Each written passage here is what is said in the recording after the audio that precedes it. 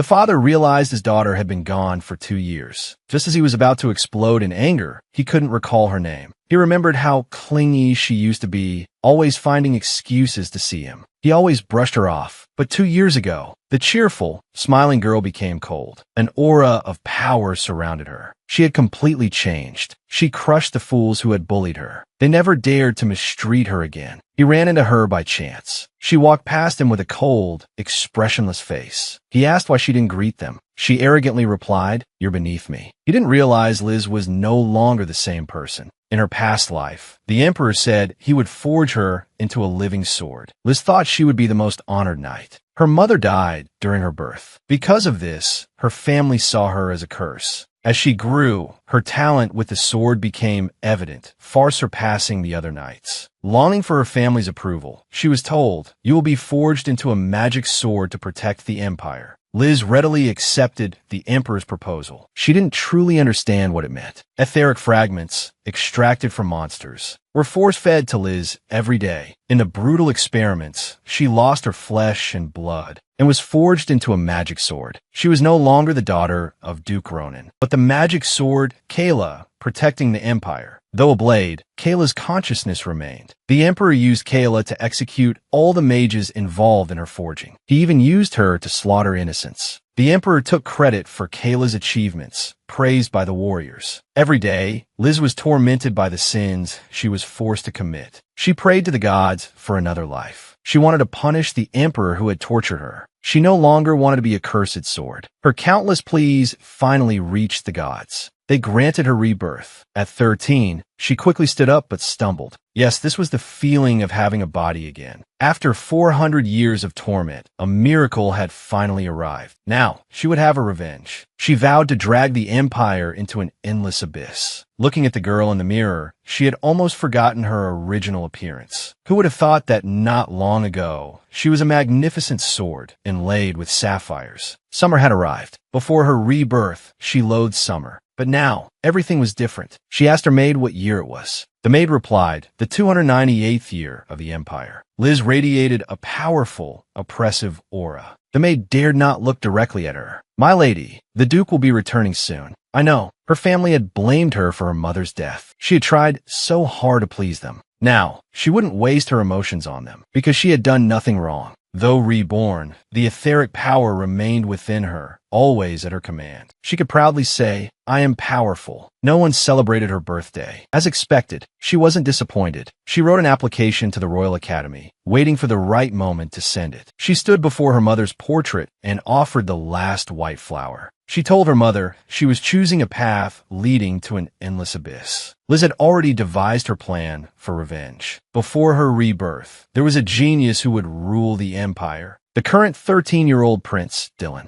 Her goal was to manipulate Dylan, to turn him into a tyrant. Then, the empire's doom would begin. After 2 years of preparation, today, she would take the first step towards her revenge. This woman is cunning. On her first meeting with the prince, she wore a white dress and a blue flower crown, the same style as the prince's mother. The prince adored his mother. She knew he'd fall for this. Today is the day Liz leaves for the imperial palace. Using the Duke's influence, she became an honorary knight and secured a position as a swordsmanship instructor. This is the first and last time she'll accept her family's help. From now on, she won't resent anyone in her family. She will focus on one thing: revenge against the imperial family. "Your Highness, I am your instructor."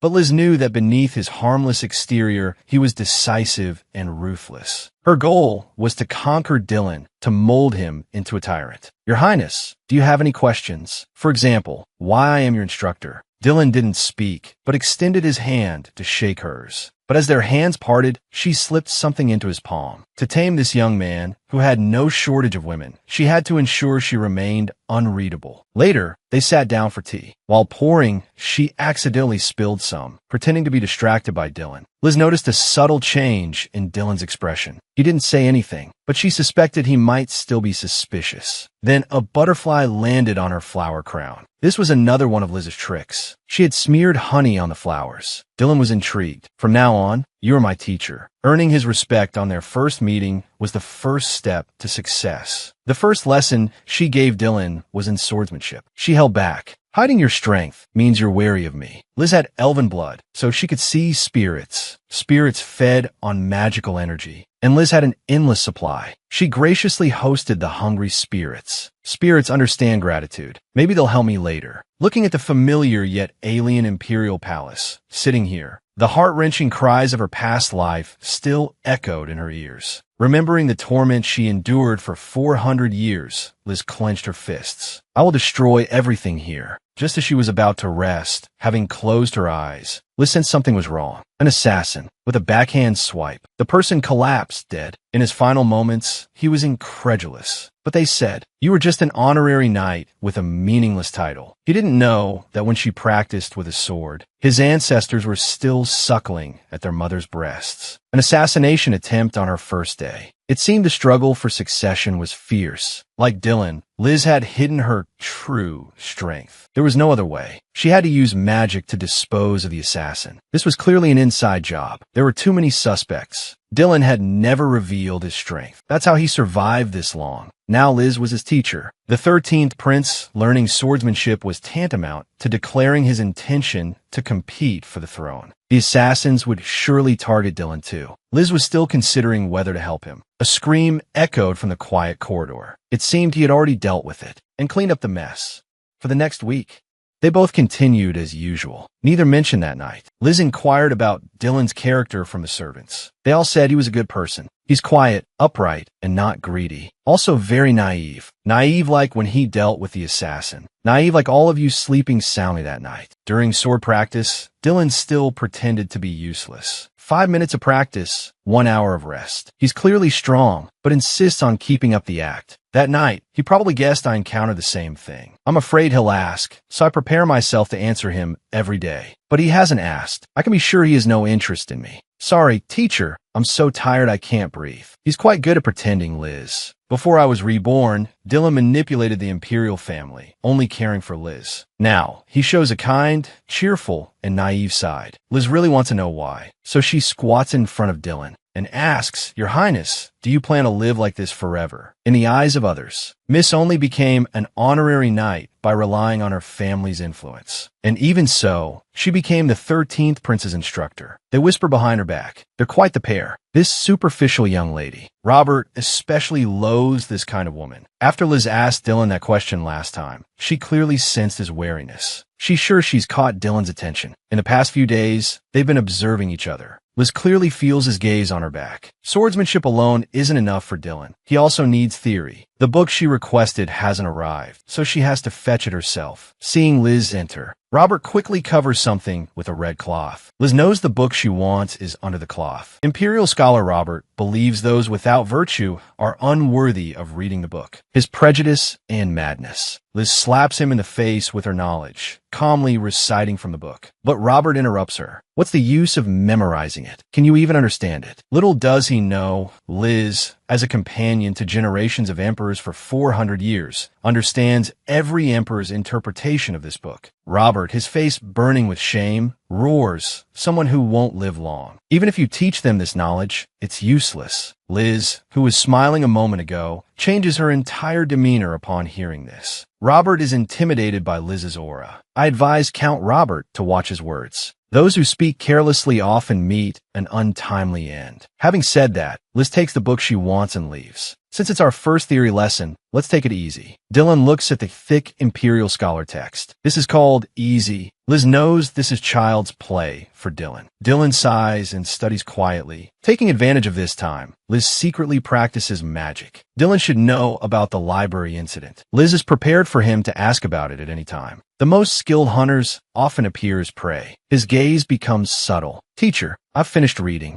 Dylan unexpectedly initiates conversation about the book. "Do you have any questions for me?" "Teacher, you seem to have never mentioned your family." Dylan's question catches Liz off guard. "Pretend I didn't ask. I have no questions." "Teacher, let's end the lesson here for today. Thank you for your hard work. You worked hard too." Dylan's gaze wavers. Once the fish takes the bait, Liz won't let go. Back in her room, she thinks about Dylan's question. Family. Dylan is indifferent to his father. The only one he truly cared for was his mother, Consort Chi. Before her rebirth, Consort Chi was a thorn in the side of the other consorts. They constantly targeted and insulted her, even insulting the crown prince of Consort Chi's home country. The one who suffered the most was Consort Chi. At her funeral, only the fifth prince came. It was he who ascended the throne. She originally thought it was a coincidence, but now she realizes it wasn't. Everything stems from Consort Chi. Dylan was the empire's hidden ruler. A mysterious polymath appeared at that time, painting, composing, writing, even proficient in commerce, medicine, law, and other fields of knowledge. This mysterious person, Dylan, was only discovered after his death. The world lamented the genius's passing. Because of this, the forgotten Consort Chi began to attract attention. Consort Chi's last words to Dylan were to take care of his health and live a low-profile life. This became Dylan's life creed. What if at that time it was written, become the emperor no matter what, or if I can't have the empire, I'll destroy it. Liz was a patient person. She waited for the day Consort Chi would pass away. This autumn, the cause of death was poisoning. It said she suffered greatly. At that time, she would use this opportunity to gain Dylan's favor. At this time, the young master of Duke Ronan's house didn't receive a reply from the young lady. The second young master of the Ronan house felt he had been good to Liz. She was the only person in the family who didn't treat him like heir. He couldn't believe Liz hadn't replied, but he let it go. She would reply sooner or later. But his concern for Liz was only superficial. And she, a 400-year-old swordsmanship genius, was seen as a beautiful ornament who rose through the ranks using her looks. Liz decided to stop hiding her strength and challenge a ninth prince to a duel. Just now, the ninth prince visited, making it clear he came to see Liz. You are the disgrace of the Ronan family. You don't look like a knight. He completely ignored Dylan. I hear you're good at seduction. Are you even teaching properly? I'm much stronger than that fool. If you want to see me, I grant you an audience with the ninth prince. Hearing this, Liz was instantly enveloped by the shadows of her past life. She remembered those unbearable years, being treated as an object, trampled upon without any dignity. Liz was no longer merciful. Abandoning her usual gentle and polite demeanor, she challenged the ninth prince to a duel. The ninth prince's eyes were filled with contempt. A mere honorary knight, he didn't even need to fight her himself. He sent out his guard. The news immediately spread throughout the knights. Everyone was talking about the fight. Dylan, watching Liz, couldn't help but call out to her. Liz just smiled and told him she would be fine. The match began. Just when everyone thought her small frame wouldn't even be able to lift a sword, Liz easily lifted the 200-pound iron sword. The man hesitated, wondering if he should hold back, but still attacked fiercely. Liz didn't even flinch. She dodged easily. She couldn't help but taunt. Is this the strength of the so-called royal guard? Her sarcastic words completely enraged the man, almost driving him to kill. Liz easily dodged again, and in the process, snatched the man's hair tie. His loose hair enraged him to the extreme. His attack was filled with killing intent. Liz showed no mercy. With a few swift strikes, she left the man defenseless. She was truly angry. She thought that if even one emperor in her past life had shown her a shred of respect, that she wouldn't be this furious. They could hear Kayla's cries, but ignored them.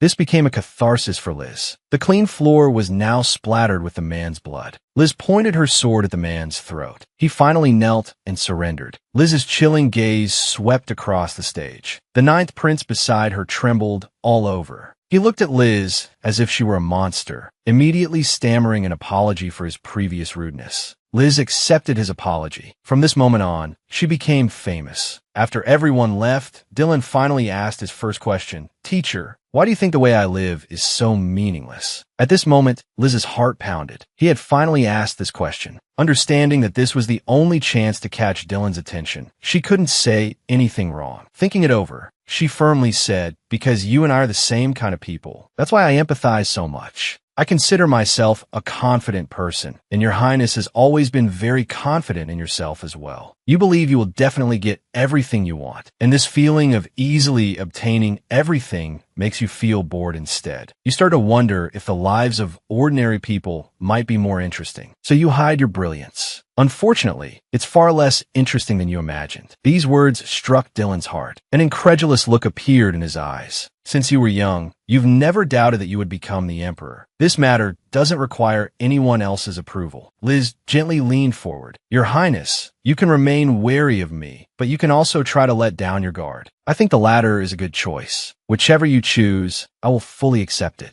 Dylan didn't speak, but Liz knew that after today's events, Dylan's psychological defenses had been breached. When the girl decided to completely break with her family, her brother started to feel reluctant. He sent his sister a letter a month ago, but hadn't received a reply. He asked the messenger and learned that his sister had just glanced at it and thrown it back. This wasn't right. His sister used to be very clingy, but was disliked by their family. Shouldn't she have been excitedly grateful to receive a letter? He had been worried she would cling to him. Why wasn't it how he imagined? His muttering attracted his father. It seemed he wasn't happy. He had to find an excuse. When he went to eat, he couldn't help but ask his father, "Have you received any news about Liz?" Before he could finish, he was ruthlessly interrupted by the man. Why bring up such an unpleasant topic? He was about to get up, but then he saw the lilies commemorating his wife. He reminisced about his deceased wife, but he couldn't tolerate his still-living daughter. Whenever he saw her at the dining table, he would turn and leave, refusing to eat with her. Over time, Liz stopped coming to the dining room. Now, she had disappeared altogether. Watching his father leave, her brother lost his appetite. The servant's words kept echoing in his mind. How had Liz become a different person? Meanwhile, Liz was carefully dressing herself because she was going to meet Dylan's mother. Dylan only smiled like a child when he mentioned his mother. To win Dylan over, his mother, the 7th Imperial Consort, was a crucial link. Arriving at the 7th Imperial Consort's palace, the luxurious decorations showed Dylan's care. The woman lying in the sickbed was frail, but still retained her charm.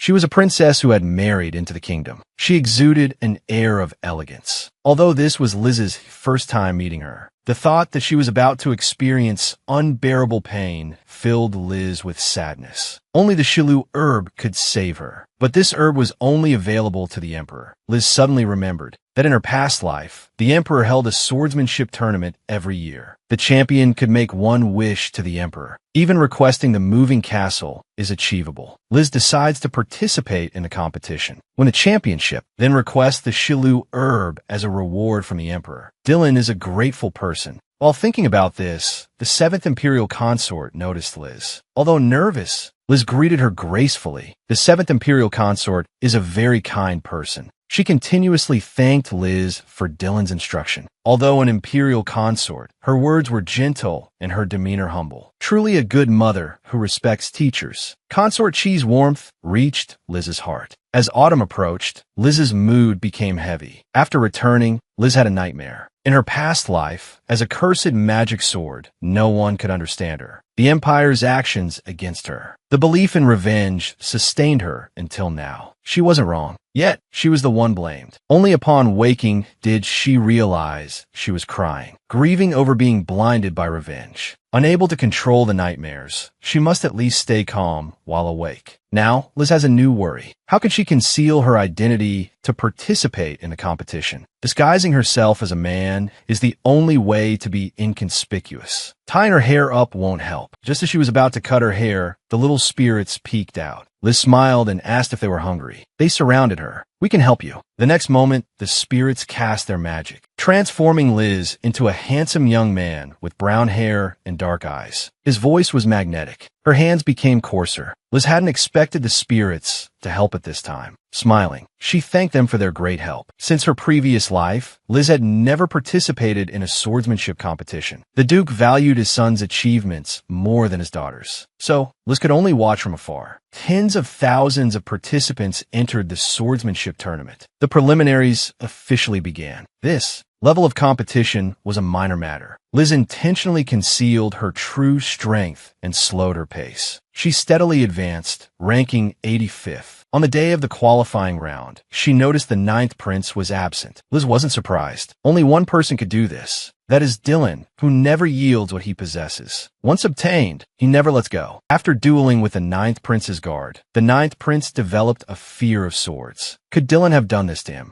The announcer's booming voice pulled Liz back from her thoughts. She froze. Because her opponent was her eldest brother. To save someone, she disguised herself as a handsome young man with brown hair and dark eyes. Fighting her way through, she reached the semifinals. Now, she faced her eldest brother, Arkan. He was also the Ronin family's only competitor. It was tragic. Their father saw her as a girl and disregarded her swordsmanship skills, no matter how impressive. She was more skilled than both her brothers, yet she could only hide in her room, envious. But now, she could easily defeat her brother, seeing through his every move. His attacks were stiff and predictable, if not for the tournament rules against killing. Arkan would have already died by her sword. Looking at his pierced armor, Arkan was filled with fear. He had used all his strength, yet hadn't landed a single blow. While struggling to understand his predicament, the referee announced the end of the match. Due to the draw, both advanced.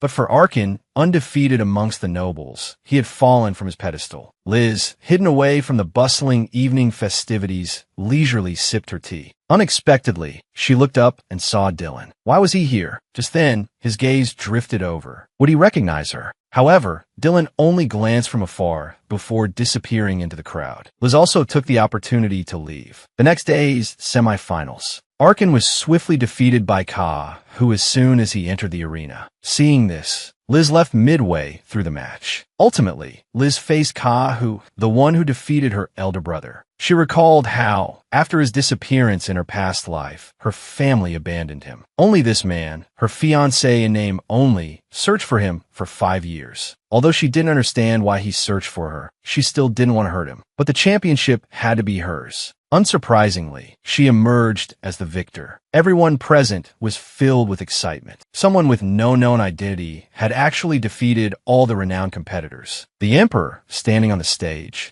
asked Liz what she desired. Beautiful women, a prominent noble title, or perhaps a pardon token. Unexpectedly, the young man, in a voice only the Emperor could hear, asked for what he wanted, the Shilu herb. The Emperor hadn't expected such a simple request. He even offered Liz the position of his exclusive knight. This was an opportunity many would long for. But Liz refused. She only wanted a peaceful life. As the Emperor contemplated the idea that what he couldn't have should be destroyed, Liz was unafraid of him seeking her out again. Because she had returned to her female form, no one would be able to find her. That night, urgent cries echoed through the imperial palace. News arrived that Consort Chi's condition had worsened. Dylan's hurried footsteps faded into the distance. Meanwhile, Liz waited for the opportune moment to present the Shilu herb. Dylan had to witness his mother's suffering for it to be meaningful. Just as all the physicians had been mobilized but failed to find a remedy to alleviate the pain, and Dylan felt he was on the verge of collapse, Liz appeared with the Shilu herb. Holding it, Dylan understood. She had participated in the swordsmanship competition to obtain this. But why had she gone to such lengths to approach him, and why give him the Shilu herb? Before he could receive an answer, news arrived again that Consort Chi's condition had deteriorated. After taking the Shilu herb, Consort Chi finally found relief from her pain, though she was utterly exhausted. She inquired about the origin of the herb.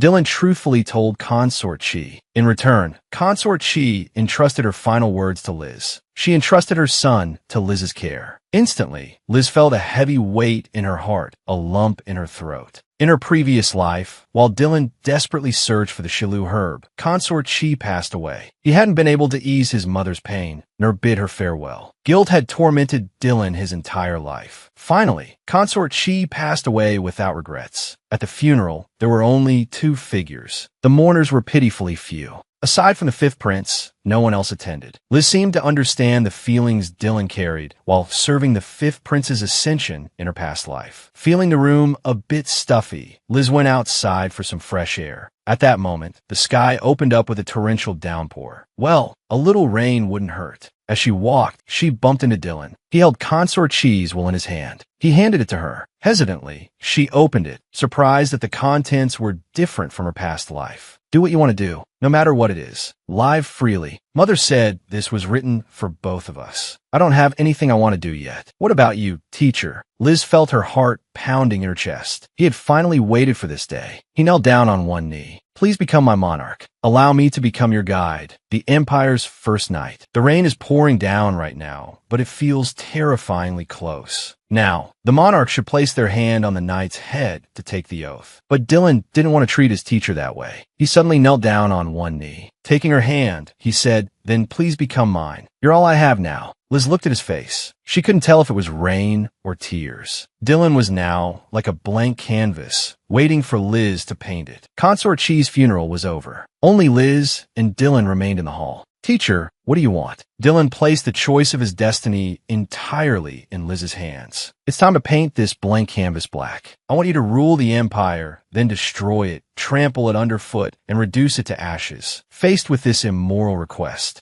Dylan's reply was, as you wish. Afterwards, to conceal their strength, the two chose to train in the deep mountains. Looking at his teacher, sleeping while leaning against a tree, Dylan's mind was filled with a myriad of thoughts. He was afraid that his teacher would worry, so he pretended to have moved on from the pain of his mother's death and had long since taken off his black clothes. But his teacher still wore them. He gazed tenderly at the sleeping woman. Dylan thought to himself, I really want to grow up quickly. Whatever my teacher wishes for, I will make it come true. Feng Ti, falling in love with another Feng Ti, had gone completely mad. Originally, the throne didn't matter to him. But now, to fulfill his teacher's wish, he could even dethrone his own father. Whatever his teacher said was right. After 4 years of cultivating support, Dylan successfully ascended to the position of Crown Prince. Liz, as the Crown Prince's teacher, became the Grand Tutor. Their status and position were completely different now. The funny thing was, everyone rushed to congratulate Duke Ronan, praising him for raising his daughter so well and even asking for his educational secrets. Every word that fell on the man's ears was undoubtedly a slap in the face. His least loved and most neglected daughter was now more capable than all of his sons. Liz watched the commotion for a while. Unable to stand it any longer, she slipped away to be alone. She had just sat down when her so-called family, led by her deadbeat father, came to find her. He demanded to know what tricks she had used to get involved with the Crown Prince. Liz replied that it had nothing to do with him. Her enraged father told her to keep a low profile in the future and not to disgrace the Ronan family. He even said he would be happy if she severed ties with them. Did he think Liz was still the little girl they could manipulate? She smiled faintly and said, if you could remove me from the Ronan family register, I would be eternally grateful. The three men were instantly speechless. Her father thought Liz wanted to join another family, believing that leaving the Ronan family would be difficult for her. Liz, however, said, I've never enjoyed any special treatment from the Ronan family. It would be much better elsewhere. Since this is a proposal beneficial to both parties, please remove me from the family register as soon as possible. Even after Liz left, the three men remained stunned. When Dylan found Liz, she was writing an application for removal from the family register. Dylan just glanced at it and didn't say much. Teacher, you look beautiful today. His attention was entirely on her. Unconsciously, he reached out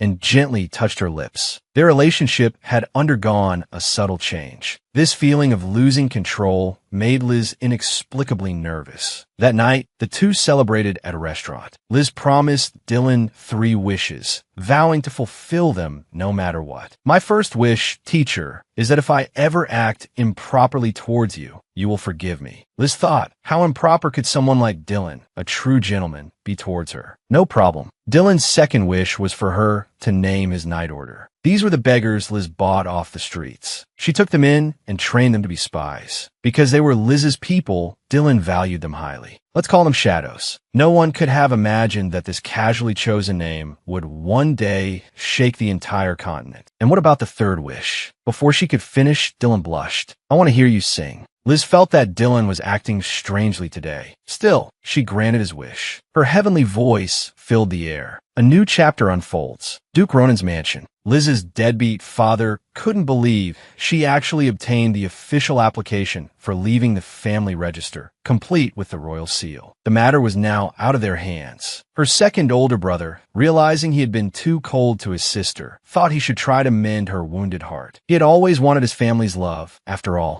Her eldest brother, however, scoffed and said he could persuade Liz himself. The second brother recalled his childhood, when he told his mother how much he wanted a little sister. He had promised to protect her always. Now he felt incredibly guilty. The eldest brother arrived at the imperial palace, and was told that the grand tutor was in session and couldn't be disturbed. He barged in anyway. He wanted to see just how capable his little sister was teaching the crown prince. He observed the lesson. The eldest brother was stunned. Even in practice, such a high level of skill shouldn't be possible. Her astonishing talent and extreme prowess amazed him. He realized how wrong his previous assumptions had been. Being a grand tutor was a waste of her talent. She could be so much more, yet her family had clipped her wings. By the time Liz turned around, her eldest brother was gone. The second brother saw him return, dejected. He asked what had happened. The eldest brother recalled the swordsmanship competition 4 years ago. The man who won the championship. Perhaps Liz could also claim that glorious throne. What had he and his father done all these years? Liz realized she had been spending too much time with Dylan lately. She needed to keep some distance. It was time to find him a crown princess. The young lady from the Harleven dukedom seemed like the perfect candidate. Upon their first meeting, Mia seemed hostile towards Liz. She even gave Liz snapdragons, insinuating that her time with the crown prince was over and she should leave without being greedy. Her ambition was exactly what Liz needed. Since you also have the crown prince's best interests at heart, miss, thought then I can help you secure that position. Liz took Mia's information to Dylan. As she was presenting Mia's profile, Dylan suddenly paled, as if struck by a devastating blow. He asked again and again, "Do you really want me to marry another woman?" After receiving Liz's confirmation, his face darkened ominously. The next morning, Mia was waiting at Liz's door, crying and claiming she already had someone she loved. She had given her heart to him. "You're not fit to be the crown princess. Please let me go." She was completely different from the ambitious woman Liz had met yesterday. Liz said she wouldn't force anyone. She must have misjudged Mia. She suspected Dylan had something to do with this, but she felt it wasn't worth jeopardizing their trust over this. When she met with Dylan that afternoon, he apologized for his misjudgment of Mia, but Dylan brought up something else. He wanted Liz's promise that no matter what he did, she would stay by his side. Liz didn't understand what he was getting at until he took her hand and kissed her. "I will launch a rebellion this winter and seize the throne. I swear I will offer the world to you." A vow exchanged for a vow. Whether it would be destruction or rule depended solely on Liz's will. That night, Liz woke up from her dream in a cold sweat. He dreamt of his forbidden desires for his teacher, so ethereal yet so real. If only it were true. He desperately wanted to possess her completely, even if it meant being condemned by posterity, cursed, and resented. As long as Liz was in the first round, he was willing to become a complete tyrant. After being reborn and finally free from his original family, Arkin realized how much he had wronged his sister. After witnessing his sister's true strength, even someone as foolish as him could see her talent. He regretted all the wrong things he and his father had done over the years. Arkin dreamt of reading storybooks to his sister when they were young. He and his sister had indeed been close for a while. Back then, she had relied on him heavily. Then one day, he suddenly refused to let his sister near him, even when he saw her fall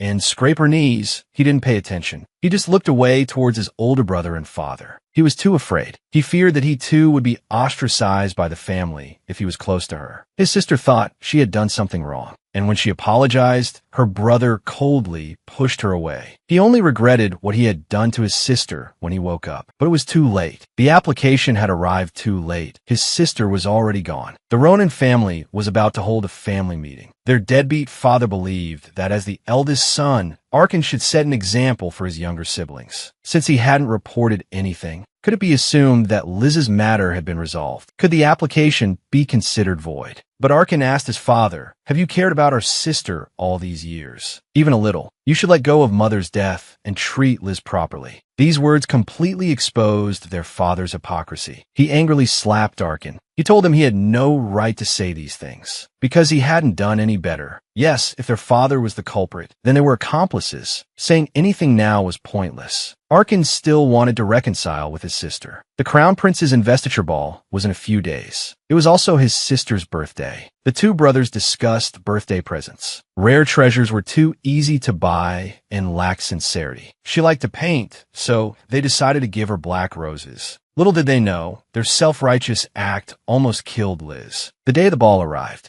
Liz and Dylan attended in formal attire. Everyone admired Liz's beauty. She was the center of attention from the moment she appeared. Consort Shi informed the emperor, who then sought Dylan's approval before proceeding. Liz felt that Dylan had been avoiding her recently. He would flinch if she touched him, even slightly. He also barely spoke to her. Lost in thought, Kahu extended an invitation to Liz. I wonder if I have the honor of this dance. According to etiquette, she couldn't refuse the first person who asked her to dance. As they danced, they became the focus of the ballroom. Everyone discussed how well-matched they were, their gazes filled with admiration. But Liz felt uneasy. A distant stare made her skin crawl. She hurriedly finished the dance with Kahu. Just as she breathed a sigh of relief, someone grabbed her waist. I need to talk to you.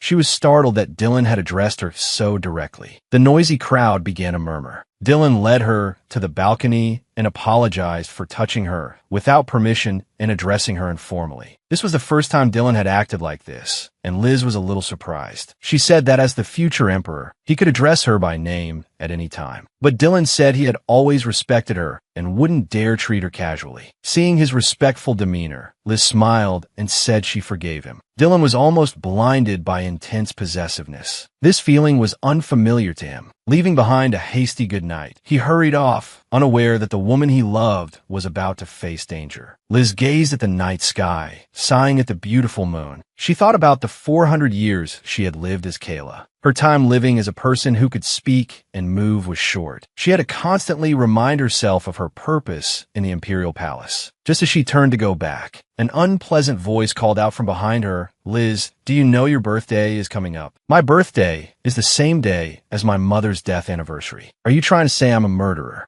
I've already severed ties with you." Saying that again is slandering the Grand Tutor. Her two good-for-nothing brothers hurriedly explained it was a misunderstanding. They were just there to celebrate her birthday and had brought a gift. Seeing Liz's continued coldness, the nervous brothers forcefully thrust a black rose into her arms. Afterward, they were completely immersed in self-satisfaction. But then they saw Liz coughing up blood, asking, "Are you trying to kill me?" The two brothers didn't understand what was happening. Liz considered whether to use her magic to force the poison out. She didn't want to collapse in front of people she didn't trust. If it were Dylan, she could entrust herself entirely to him. The regretful brothers wanted to ask for forgiveness, but they almost killed their sister. Liz was speechless with these two. When they were younger, she had collapsed after accidentally touching a black rose. Black roses were deadly to her. Seeing Dylan rushing towards her anxiously, Liz finally allowed herself to collapse. Because only Dylan could be trusted. Everyone present was in an uproar. Dylan guessed that his teacher was experiencing an allergic magic reflux. A severe case could be fatal. The two brothers tried to explain, but Dylan silenced them with a look. He had to save his teacher. He couldn't reveal his teacher's weakness to too many people. He simply said that his teacher was overworked and exhausted and needed a rest. He carried Liz to his own chambers. The only way to save her was to merge his magic with hers. No matter how painful the process, he had to be meticulous and cautious. He couldn't hurt her. He refused to let anyone else near. He chose to protect her himself. His teacher had entrusted her life to him. The two brothers, after returning home, learned from a servant who had once cared for Liz that black roses were extremely dangerous for her. And since Liz practiced swordsmanship, she was completely incompatible with black roses. The brothers blamed the servant for not telling them sooner. The reason the servant hadn't was because their father, the Duke, had forbidden it. After Liz's allergic reaction as a child, he had ordered the servants not to speak of it to anyone. Only the servants who cared for her felt sorry for her. It was because the one who killed their mother didn't have the right to cry out in pain. Unconscious, Liz dreamed again of the time she was made into a sword. She repeatedly asked why it had to be her. The Emperor's answer was that she was the most suitable candidate. She had to accept the reality of becoming the magic sword, Kayla. Elderly commoners had been experimented on before, but those experiments had failed. So they started experimenting on minors. She remembered the uproar in the Empire, how many nobles had disappeared, until one day they saw the young lady from the Ronin family. Her talent was exactly what they needed. It proved their choice was right. Liz became the only successful experiment. The Emperor used Kayla to take countless lives. For 400 years, she had been surrounded by this deep sense of guilt. A gentle voice shattered the darkness. Liz finally woke up. Listening to the chirping of birds outside the window, she felt much better. Looking at the young man beside her, Liz realized the gentle whispers weren't a hallucination. Seeing her awake, Dylan kept asking if she was uncomfortable anywhere. She had been unconscious for 3 days and 3 nights. Dylan had personally cared for her the entire time. Trusting him had indeed been the right choice. To repay him, Liz planned to give him a significant gift. She requested a half-month leave from Dylan to travel to the Lewin Mountains. This was the second time she had requested leave. He remembered the first time she took leave, she had sought the Shilu herb. What was her purpose in going to the Lewin Mountains this time? Regardless, he agreed to Liz's request without hesitation. Soon, Liz arrived at her destination. Because Dylan hadn't married a crown princess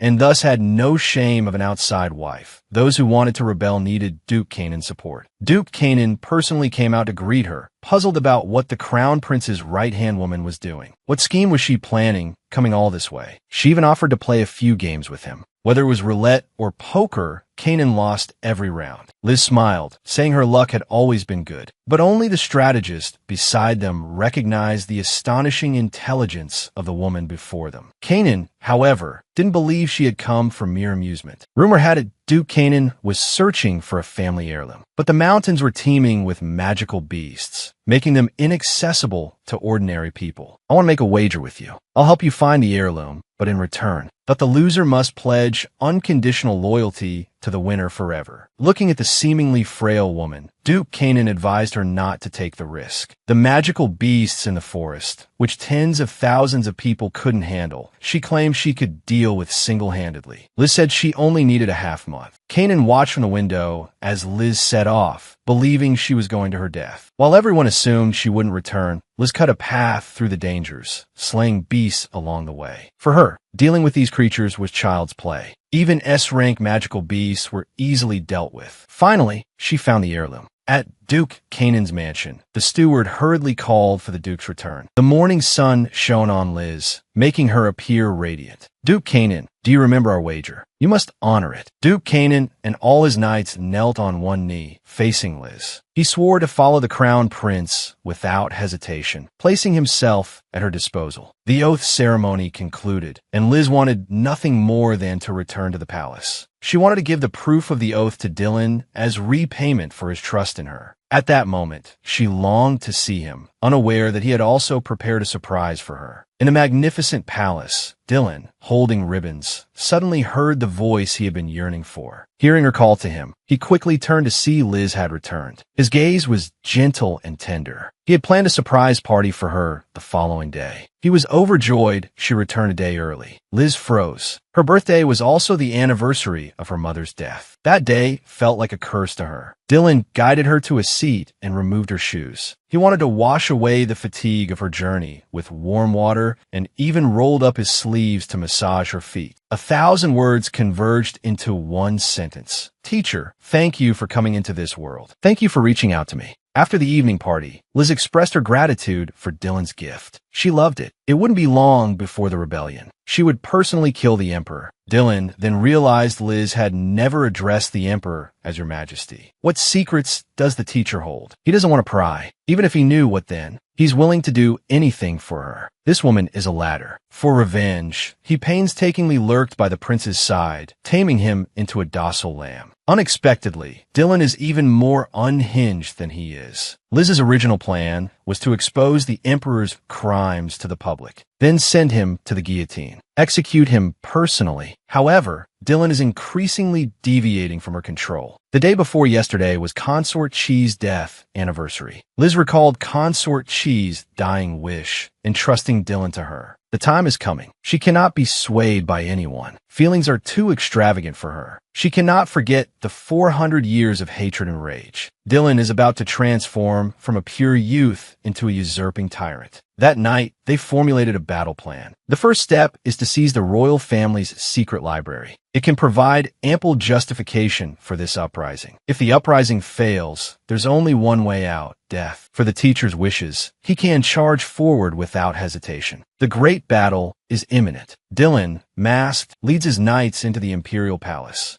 After eliminating the royal family, he heads straight for the secret library as planned. Meanwhile, Liz is outside, bringing Duke Kanan's army to support Dylan. This time, he will leave no one alive in the Imperial City. Inside the underground library, Dylan flips through the records documenting the royal family's crimes. It details all sorts of illegal activities. This royal family should have been dismantled long ago. On another bookshelf in the library, there's a blue book with a sword emblem. Dylan sees the living sword experiment plan. For the experiment, they kidnapped minors. Even unborn children are on the list. To create a sword with self-awareness, Eshlight. Dylan remembers the teacher's lesson. Anyone who swallows a fragment of Eshlight will slowly transform into a monster. Although there's only one successful case. Recalling the teacher's subtle expression during the lesson, Dylan can't imagine. As he flips through the list of experimental candidates, the name of Duke Ronan's eldest daughter appears. Dylan finally understands. He understands why the teacher harbors such deep animosity towards the royal family. On this restless night, a messenger pigeon flies through the sky, delivering a letter to Duke Ronan's mansion. The message reads, "Martial law. Emergency." Zago hurriedly informs his father that the crown prince is planning a rebellion. The Duke immediately thinks of Liz. He panics. If the crown prince's tutor fails in her rebellion, his daughter will also face certain death. Liz's army reports that Duke Ronan's forces are approaching. Liz orders her knights to prepare their bows and arrows. No one will be allowed to stop her. Just as she's about to fire, she sees the army carrying red flags. Could they be joining the rebellion? The Duke leads the charge, declaring House Ronan's support for the Grand Tutor. But Liz doesn't need it at all. To protect himself, the Emperor has released 1,000 monsters. Little does he know, these are mere trifles to Liz. She intends to handle them alone.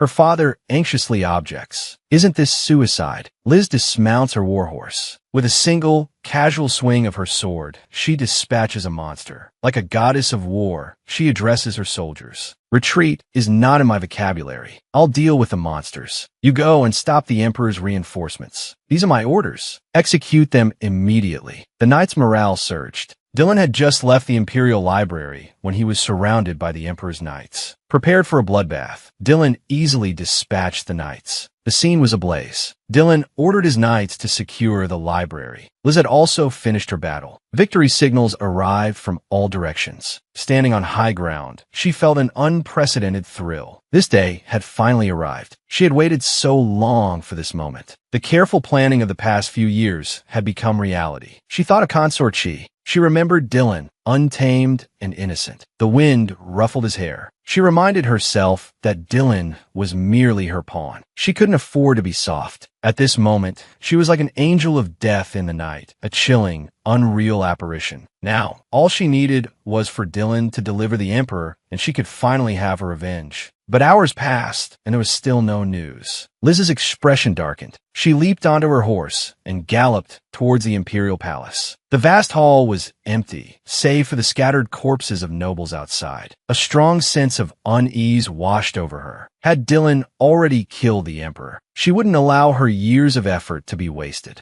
At the rear of the palace, Dylan cornered the Emperor. He now understood Liz's motive for approaching him. It was nothing more than to take revenge on the Emperor herself. If Liz succeeded, his existence would be meaningless. Even if Liz resented him, it didn't matter. He would kill the Emperor himself. He raised his sword, then hesitated. He thought a more interesting method than simply killing him. When Liz arrived at the palace, she assumed Dylan had killed the Emperor. She had explicitly stated that she wanted to do it herself. But Dylan said the Emperor was still alive. Liz asked him what he had done to the Emperor. "Just as the Emperor did to you," Dylan replied. "I condemned him to hell. I made him consume Eshlight fragments. He won't die no matter what. You can do whatever you want to him. Torture him as you please. If you wish, you can even forge him into a sword. He will suffer for all eternity. Teacher, this is the perfect gift for you. Shouldn't you praise me?" Liz had always wanted to take revenge on the Emperor through legitimate means. Forging a person into a sword, such an act that transcended human limits, was truly abhorrent. Dylan had completely lost control. Fear crept into Liz's heart. She wanted to flee, but then she thought Dylan had perfectly destroyed the royal family. Wasn't this the outcome she had always desired? Liz caressed Dylan's face and praised him, saying he had done exceptionally well. Dylan's uprising uprising was successful. The situation quickly came under control. But Liz wasn't as happy as she had imagined. Things had spiraled beyond her control. Gazing at the water's surface, Liz saw spirits appear beside the bath. She asked the spirits if they would help her if she decided to run away.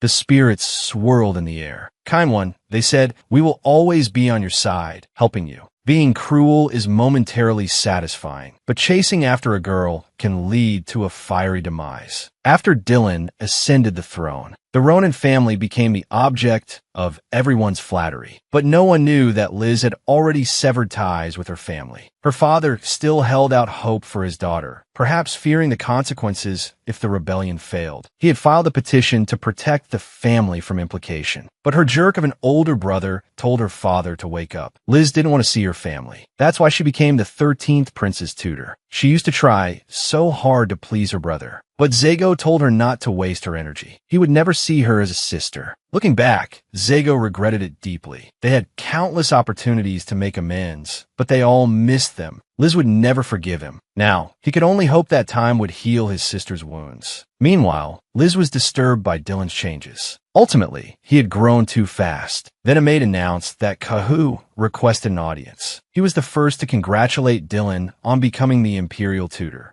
Kahu could keenly perceive the passage of time. Liz suspected he might also be someone who had traveled back in time. After a brief exchange of pleasantries, Kahu took his leave. Actually, Liz should have had a celebratory drink with Dylan yesterday. She felt a little bad about not going, so she decided to dress up nicely, because this was her and Dylan's first dinner with their new statuses. But in fact, Dylan also knew some of Liz's movements. The Black Knights reported the imperial tutor's meeting and conversation with Kahu. It was that Kahu again. He had heard about the near engagement between him and his teacher before. Dylan clearly felt a sense of crisis. While waiting for Liz to arrive, Dylan didn't understand why he suddenly felt so nervous. As the footsteps grew closer, Liz greeted, "Greetings, son of the Empire." The pure white dress made her even more beautiful. Dylan blushed. Just drinking would be a bit boring. Liz suggested they play a truth or dare game. If the person being questioned couldn't answer, they lost. The loser had to grant the winner a wish. Dylan asked first, "What are the Eschlite fragments?" Liz didn't expect Dylan to ask this. It made her feel suffocated. However, Liz still answered his question. "They are the root of the mushrooms. They are corpses tainted by the evil god." Liz asked, "Your Majesty, what do you think of the people who consume the fragments?" Dylan thought they were worthless. He asked Liz if she was hiding something. Liz replied, "No. After all, who would have thought about time travel?" "Your Majesty, do you have someone you love?" Dylan didn't deny it. "I've loved that person for a long time." As far as Liz knew, the only person of the opposite sex who had been around Dylan for a long time was herself. Her probing only made her more confused. "What about you, teacher? Do you?" Hearing his question, Liz thought of Kahu. She knew clearly it wasn't love. She couldn't forget that during the days she was missing, only Kahu had looked for her. She was grateful and wanted to protect this sincere feeling. So she firmly answered no. Then she asked her last question, "Can I know who the person your Majesty loves is?" Dylan panicked. His intuition told him that once his teacher knew his feelings, he would be abandoned. So Dylan chose to forfeit. But even though he pretended to be calm, he couldn't hide his nervousness. Liz's suspicions were confirmed. It seemed she needed to revise her plans. Meanwhile, Red Hair received an assassination request. The client offered triple the price for the Imperial tutor's life. Red Hair flatly refused. That was the woman who single-handedly fought 1,000 monsters. Assassinating her was suicide. In fact, Red Hair had once tried to assassinate Liz when she was still a tutor. He was instantly defeated. He knew her strength all too well. He had even begun to admire Liz. He warned the other members of his group, not just the Imperial tutor, avoid everyone from the Ronan family from now on. Even though Liz had left the family, they were still blood relatives. If they offended the Ronan family, they might face her revenge. It's terrifying just thinking about it. Besides, he doesn't want Liz to hate him. Liz woke up early in the morning, recalling yesterday's events. She was certain that the person Dylan loved was her. Now, she had to adjust her plans based on Dylan's changing feelings. Preparations for moving to the Emperor's quarters were complete. In principle, the teacher and student should live in the same palace. Liz hadn't expected, however, that Dylan would give her the Lilac Room. This was reputedly the safest place in the Imperial Palace, equivalent to the human heart. It was originally the Emperor's room.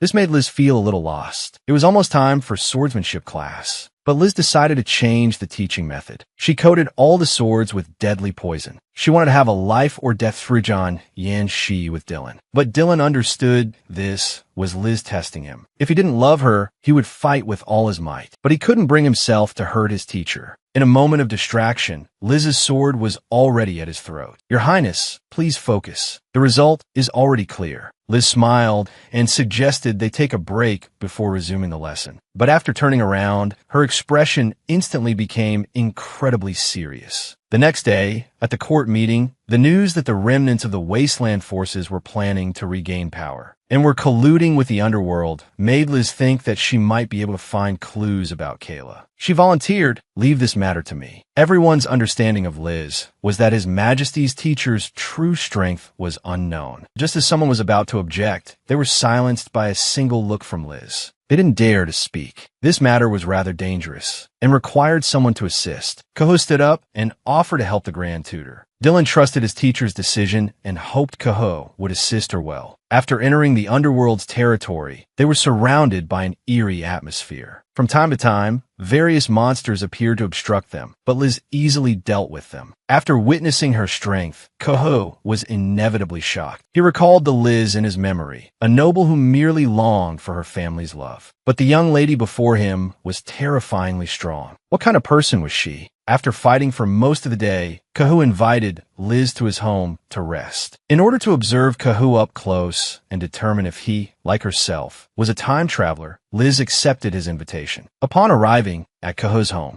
Liz immediately wrote a message for her winged messenger to deliver to His Majesty. To improve work efficiency, she would stay at Kaho's house for the night. After the winged messenger delivered the message, a certain person's face darkened upon seeing it. Was his teacher testing him? Or did she truly have feelings for Kaho? Dylan could no longer remain calm. He was consumed by a frantic desire to possess his teacher completely. Soon, the 3-day siege successfully concluded. As soon as Liz returned to the Imperial Palace, Dylan rushed to see her. Seeing his teacher wearing clothes he'd never seen before, he guessed it was a gift from Kaho. He wanted to tear the clothes to shreds, but he could only clench his hands, struggling to control his extreme jealousy and possessiveness. He smiled and asked how his teacher had been these past few days. Upon hearing her say she'd been happy, Dylan asked, "Teacher, do you like Kaho?" Liz knew he was testing her. If she said she liked Kaho, perhaps Dylan would give up. "Yes, Your Majesty. I like her." Dylan smiled, saying it was a good thing, but his grip on her hand noticeably tightened. It was autumn, yet he felt the heat of summer around him. The Emperor prepared a celebratory ball for Liz and Kaho. Liz, in a white gauze gown, arrived arm in arm with Kaho. Kaho felt a little uncomfortable and excused himself to get some food. As soon as he left, Dylan approached Liz. "Teacher, I've come to reclaim the first dance that was stolen from me." Dylan was referring to his investiture as Crown Prince. At that ball, she had her first dance with Kaho. Liz felt like she had fallen into a trap, but she still agreed to Dylan's invitation. The two on the dance floor became the center of attention. Everyone joked that it wasn't just dancing, it was art. Only Kaho watched all this in surprise. A few days ago, the tailor shop he had trusted for over 10 years suddenly refused to make his formal wear. And now, the Emperor's tailcoat was identical to the one he had originally commissioned. A crazy thought popped into his head. He needed to verify it. Kahu waited until they finished dancing and then approached the Emperor. "Your Majesty, if I may, I wish to marry the Grand Tutor. After all, we are of marriageable age." Dylan replied that as long as the Grand Tutor had no objections, he would give his blessing. However, the slight clenching of his fist betrayed his true feelings. As expected, His Majesty liked the Grand Tutor. Looking closely, he and Liz really did resemble each other. Both surveyed everyone with cold eyes. The next second, however, he heard Dylan's warning. "As a servant, casually testing your master. Don't you think that's foolish? I don't want this to happen again." Kaho's intentions were completely exposed. He finally realized his mistake. When he wanted to make amends, it was already too late. The child who longed for family affection remained forever 400 years in the past. When Kahu visited the Ronin family to inquire about Liz's preferences, her brothers realized they didn't know much about their sister. "She seems to hate flowers. I remember my sister always being busy." But Kahu remembered Liz's happy expression when she smelled flowers. He was surprised. "Is this all you remember about Liz? Are you really Liz's family?" Kahu's words shamed the two brothers into silence. They realized they truly knew nothing about their sister. One of the brothers drunkenly confronted his wife. "When you gave birth to our son, you almost died. Were you in pain? Were you afraid? Did you hate him?" He desperately wanted to get the answers he sought from his wife. As if his wife said she hated him, it would prove he hadn't done anything wrong all these years. His wife slapped him hard. She fought back tears, unable to believe these words came from her husband. For her child, she didn't even care about her own life. "Don't you understand as a father? On the day our mother gave birth, he saw with his own eyes how our mother would rather sacrifice herself than let anything happen to our sister. If our mother knew what happened after she was gone, how heartbroken she would be to see how her family treated her daughter." Outside the door, their father overheard these words. He remembered the meaning behind the name he gave his daughter. In the ancient language, it meant happiness. And what had he done for his daughter? But Liz now no longer needed these false relationships. She was the grand tutor, second only to the emperor. She was the genius who won the swordsmanship tournament. She was the woman even the emperor admired. To fulfill her teacher's wish, she would destroy the empire. Dylan plans to start a war soon. Liz didn't expect him to move so quickly. With the new Dylan I on the throne, the empire's economy and politics have reached their peak. Even if war breaks out, the citizens will rise up to pledge their loyalty. But they don't know that only defeat and death await them. The new emperor's war plans. The day is finally coming. Liz couldn't hide her excitement as she praised him. "You truly are exceptional, teacher." This heartfelt praise ignited a fire within Dylan. He could no longer restrain himself. He desperately wanted to confess his feelings. With such a look in his eyes, he said, "Teacher, I love you. Teacher, you must understand my feelings, right?" But Liz chose to play dumb. "Your Majesty."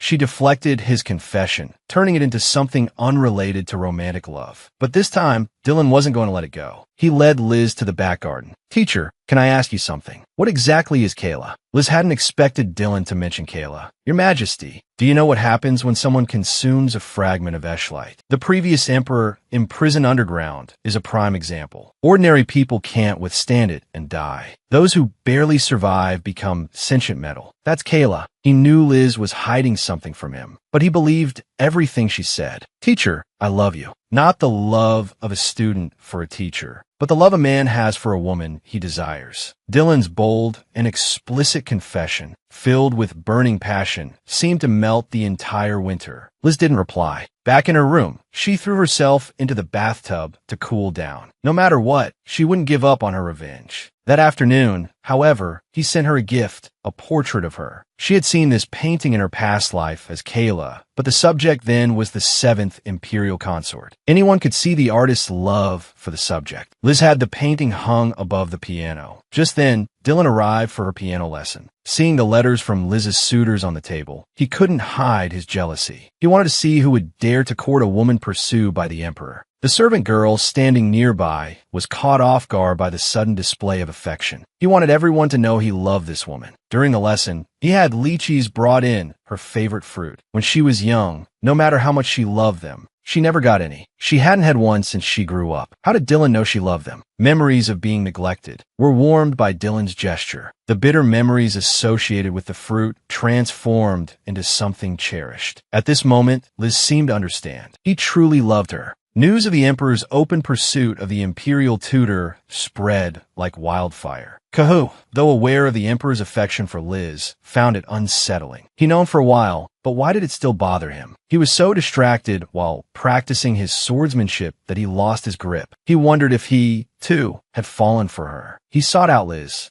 and pleaded with her not to get too close to the emperor. Being together is too dangerous for us. Kahu, Liz's fiancé in her previous life, had been reborn into this era with his memories. He hadn't expected someone else to capture Liz's heart. Liz understood. He was confessing his feelings under the guise of a warning, but she didn't intend to heed his words. For her, only Dylan was her most precious person. Only by his side could she be truly carefree. Dylan prepared the ice shot courtyard for Liz. He had his people preserve it with magic, an ice crystal spell that never melted. Arm in arm, they continued to plot their revenge. Liz was wary of love, even willing to use Dylan. but he didn't care, saying it didn't matter. At that moment, Liz's guard dropped. Dylan bent down and saw the imperial cup. As he knelt, he remembered. Only Dylan had treated her with respect from the beginning. He was the first person in her life to acknowledge her. Liz unconsciously hooked her finger under his chin and kissed him impulsively. The moment their lips touched, Dylan froze for a second. He quickly took the lead. Her rebirth was for revenge, but Dylan was willing to be with her, so why not fall in love together? He knew Liz wasn't entirely resolute. It didn't matter. He was confident he could fill the cracks in her heart. He ordered Liz to come to his bedchamber the next evening to watch the fireworks. Liz knew exactly what that meant. "I'll be waiting for you." He had finally won the woman he had loved for so many years. When Dylan suggested they spend the night together, Liz didn't want to refuse. Back in her room, she saw the sprites again. They asked if she needed help with her first night with Dylan. Sprinkling sprite dust would make it a wonderful experience. But Liz refused. She didn't want to rely on external forces to advance her relationship with Dylan. She wanted to experience and confirm it with her truest self. The following night, Liz arrived as promised. As the fireworks exploded, Dylan spoke of how he felt when he first met Liz. "It felt like destiny, like you were always meant to be mine. You coming here tonight means you agree. If you regret it, we can stop at any time." Liz said she didn't regret it. At that moment, they truly belonged to each other. When Liz opened her eyes, Dylan was already awake. He had been watching her for a long time. Dylan held her hand tightly and kissed it gently. It was the first time he had said her name, Liz. "What are we now?" According to palace etiquette, the emperor couldn't have a lover. Women in the harem were either empresses or concubines. But that doesn't apply to us. We are lovers. Hearing this, he was extremely pleased. He couldn't wait to announce their relationship. That way, no one else would pursue Liz, while he was still reveling in love. Liz hadn't forgotten her original purpose, revenge, but this wasn't so bad either.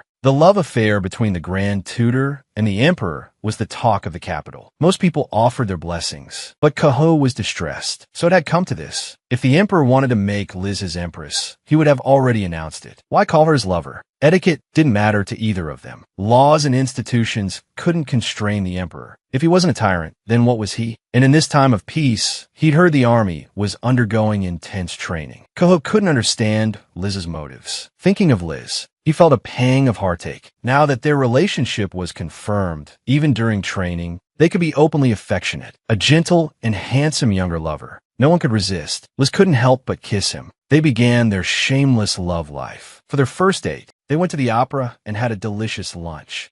Like any ordinary couple, they strolled through the forest as the sun set. Dylan had so many things he wanted to do and memories to share with Liz. He even started to feel anxious, thinking that if he didn't hurry, he might never have another chance. Perhaps noticing Dylan's unease, Liz gently comforted him. "Your Majesty, I'm right here. I won't leave." That night, Liz was still reminiscing about their date, feeling both happy and excited. Then she noticed a patterned envelope beside her vanity mirror. She thought of the blonde man. As long as she tore open the envelope, he would appear immediately. Did the magic tower have new information? The moment the envelope was torn open, the blonde man appeared in the room. Upon seeing Liz, he began his fervent recruitment pitch again, hoping she would join their organization. Liz, however, was only concerned with what information he could provide. The man had no choice but to get down to business. It turned out that the true mastermind behind Kayla was the magic tower. They wanted to forge those who had ingested Eshlight shards into a sword, to create a god with human hands. This world actually has two gods. One is Eshlight, and the other is the evil god. The evil god was originally a conglomeration of magic. Liz couldn't believe it. The person the magic tower had been searching for was her. The only person who had ingested an Eshlight shard and become one with it. She would never forget the joy and greed in their eyes back then. The magic tower created Kayla as a vessel for the evil god to descend. Liz gestured for the blonde man to continue. He believed the Kayla project hadn't been successful yet. The magic tower's goal hadn't been achieved. Theoretically, the evil god descended upon Kayla, but in terms of magical structure, the dominant power still resided with the body's owner. The evil god would be gradually absorbed by the body's owner, eventually becoming the true evil god. Although your information is interesting, I still won't join your organization. The Magic Tower still didn't know that Liz, this future success story, had been reborn. Liz realized with horror that she seemed to be the evil god. The next day, Liz searched through every book in the library, but couldn't find any information about the evil god. The redhead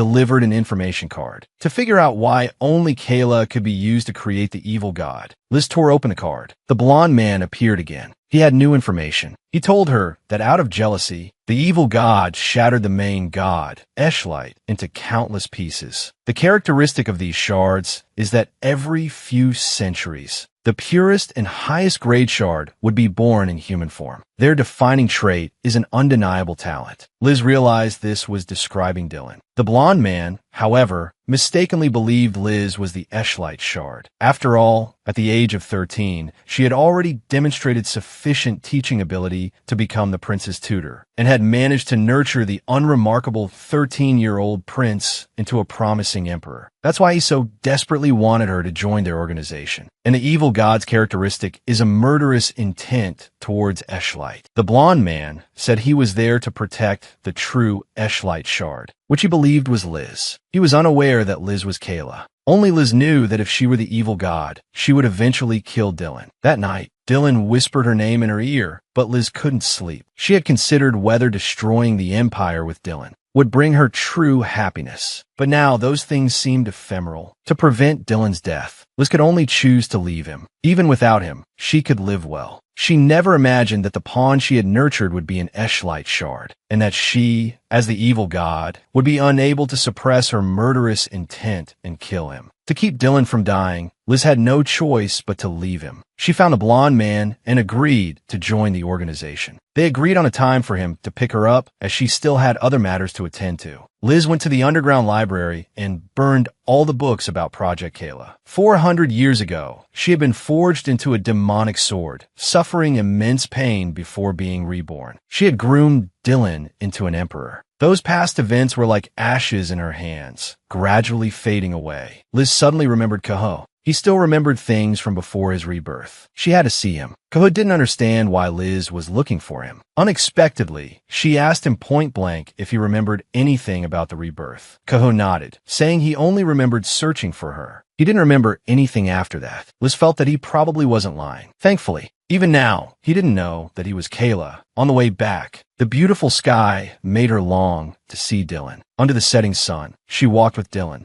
Unless something unexpected happened, this would be their last time together. Dylan had to attend to state affairs. Although reluctant, they would see each other again tomorrow. Dylan smiled and left, completely unaware of the reluctance in Liz's eyes. At night, Liz appeared at the underground prison, cloaked in black. She pushed open the cell door. Inside was the deposed Dietrich I. Dietrich I was still muttering curses to himself, clearly insane. But he recognized Liz at a glance. He even knew about her being forged into a demonic sword. He asked Liz how she still maintained her human form. "Didn't I already forge you into a sword?" It seemed that after the former emperor was fed the Eshlight shard, his memory was also incomplete. Liz didn't want to waste any more time with him. "Listen, Dietrich I, your empire has fallen. Fire has spread across the land. Your countless imperial subjects have all been reduced to ashes. I'm glad you've recovered your memories." As the man wailed in despair, "Impossible," Liz grabbed him. With a single stroke, she finished off the man who had dragged her into the abyss. Liz finally avenged the hatred of 400 years. She set fire to everything there. She should have done this a long time ago. Standing in the raging fire, Liz thought only of Dylan. His blood-soaked reign actually had nothing to do with Dylan. It was she who had twisted him, the once righteous man. Now she should leave this place. Spring was coming. She only hoped that Dylan could live a good life. At dawn, the blonde man and his organization arrived as promised. Liz looked back at the palace one last time. She had always wanted to tame Dylan, to make him devoted to her. But recalling their sweet past, it was she, the mage, who had been tamed. Liz disappeared completely into the magic circle. An attendant reported a fire in the dungeon. The imperial tutor was also missing. The guards and prisoners were unharmed, but only the former emperor was dead. Dylan looked at the dagger on the ground, remembering that it was Liz's. She had personally killed the man who had caused her so much trauma. The shock was considerable for him. He told her to leave for a while to compose herself. She would be back soon.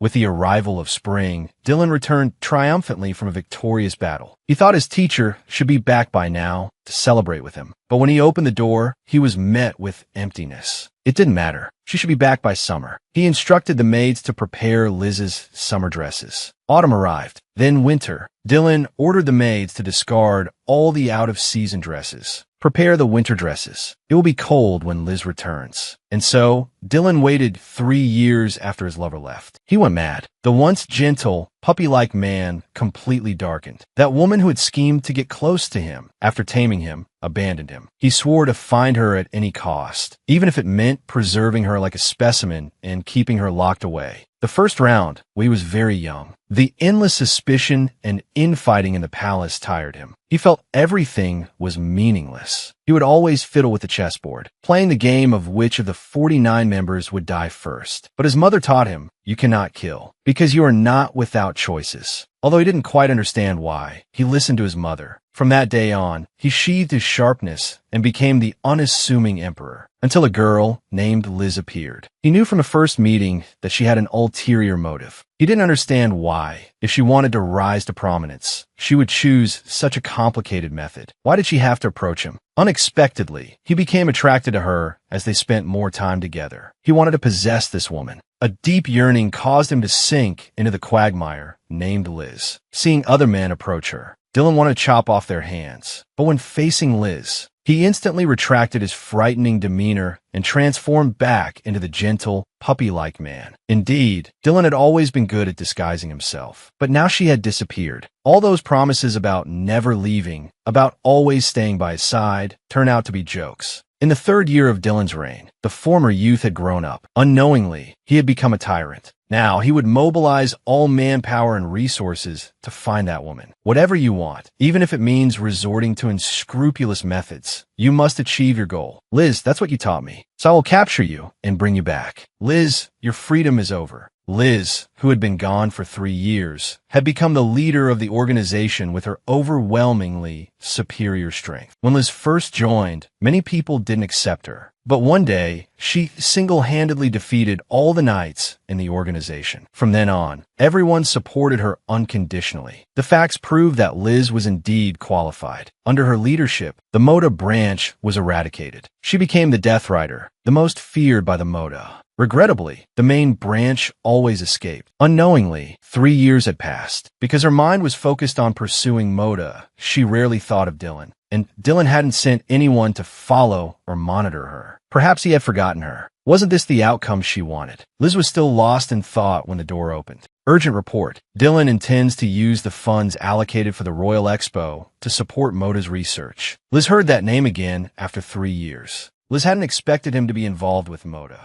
She didn't understand why the royalty, who had previously stayed out of the conflict between Moda and the organization, would suddenly intervene. If this continued, the tragedy of Project Kayla would repeat itself. Once Moda gained royal support, they would make a comeback. Project Kayla.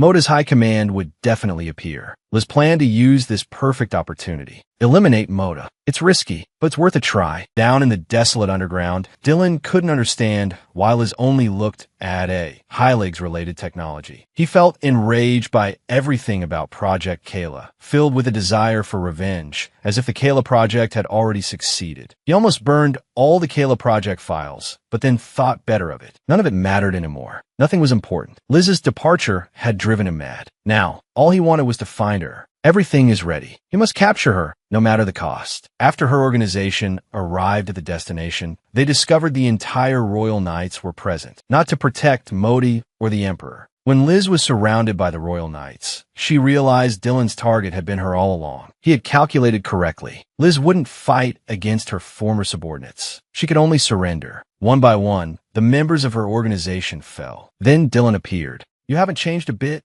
Liz," he said.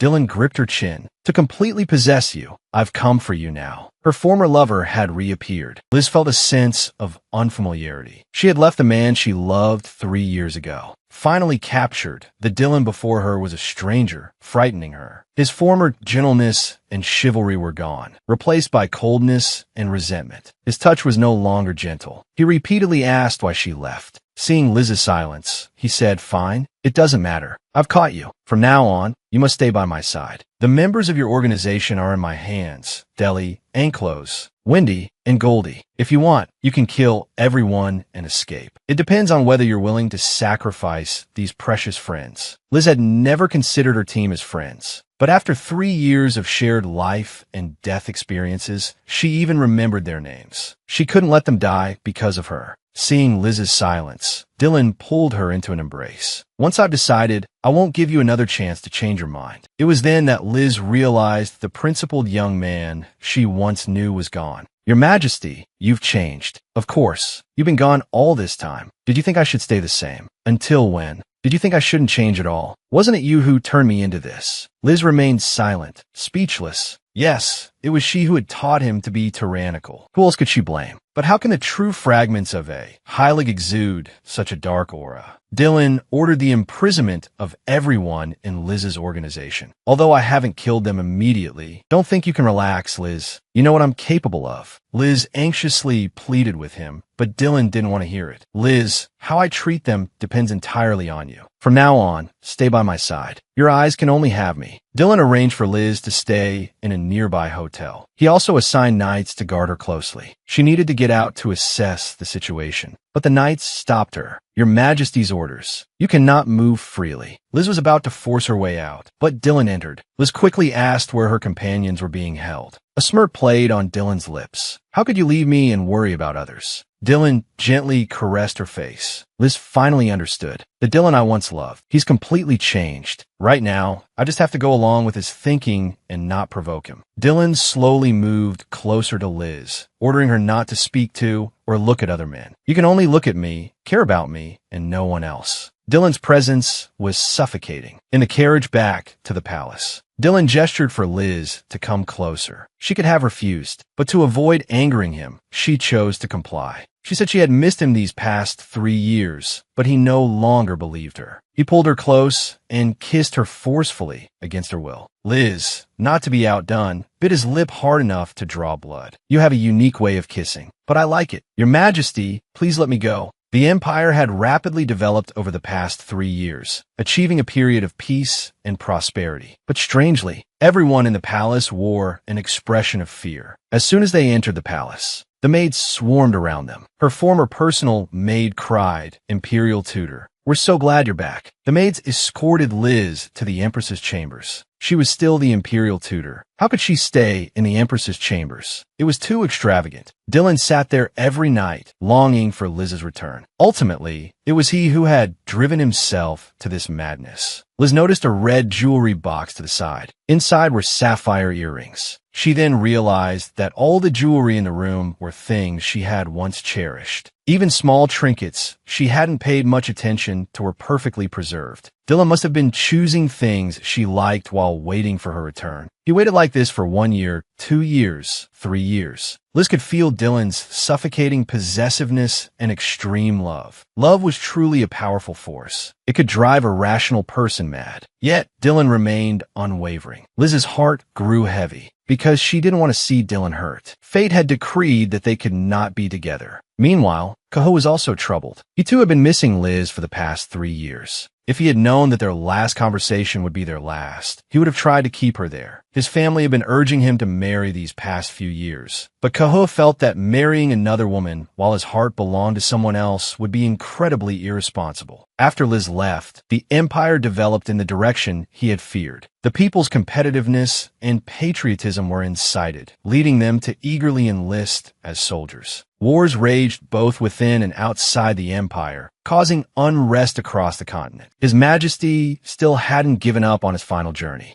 This was even more frightening.